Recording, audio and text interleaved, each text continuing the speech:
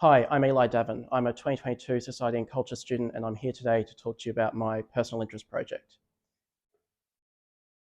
My PIP was an investigation into the rise of the far right as a result of COVID-19 and how radical right groups manipulated the narrative to exploit the pandemic and grow their ranks.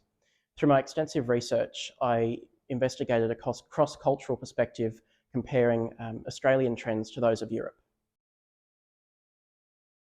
There are a number of factors that contributed to my interest in this space. Particularly, however, the most influential part of this project were the violent rallies that occurred around the world, particularly here in Australia.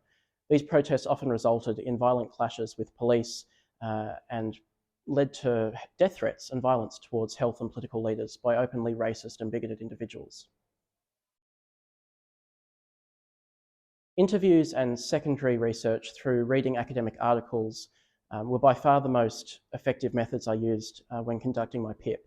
In April, I conducted an interview with Raffaello Pantucci, a senior fellow at the School of International Studies at Nanyang Technological University in Singapore, whose expertise focuses on counter-terrorism and the rise of the far right. This interview was incredibly beneficial in my research, as Pantucci provided me with fact-based information that helped me prove my thesis. I also conducted a questionnaire to gain understanding of how the general public felt about the issue of the far right and their rise, and their level of knowledge of the issue.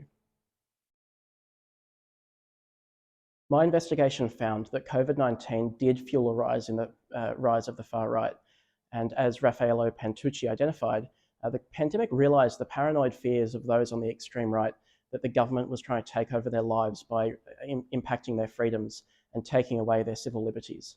I also discovered that there's a serious lack of public knowledge on the issue and a serious hole in the understanding of the impacts that extremists on the far right pose to our society. I feel incredibly proud to have completed this mammoth task. Not every student gets the opportunity to do this, and it's a really wonderful experience.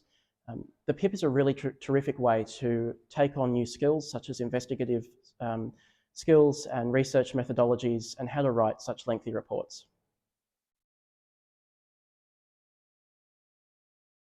My advice to students taking on a PIP in 2023 would be to listen to your teacher early on when they tell you time is going to fly, because it does.